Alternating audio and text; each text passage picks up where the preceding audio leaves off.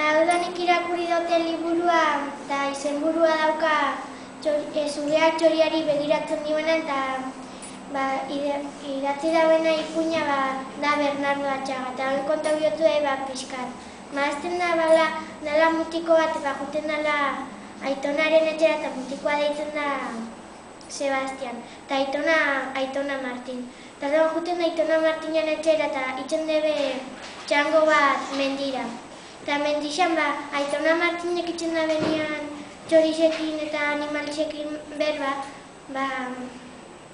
astutxe jako dana burutik eta galetzen dutza umia jaber zein dan, eta umiak erantzuten dutza zala beste herri batekoa etortza eta berakin zegoela etorretza. Eta gero orduan, juntzan mutikua plazara, eta gustatzen zen mutikua mariatxonan. Eta orduan hartu zelan horri bat eta hasi zan egunan ipintzen eta zenbatariz begiratzen zotzan mariatxo. Eta hurrengo gunean Aitonak hartu zelan eraman zotzan bera taberna batera.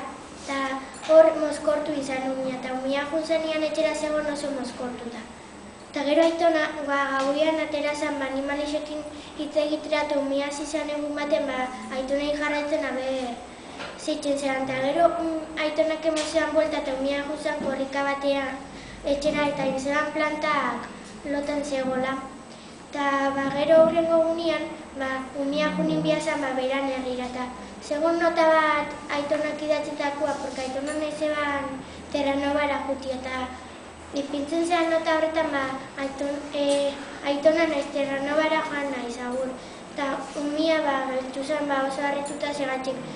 Bentsatzen zeban Terranova herrixa ezala existi.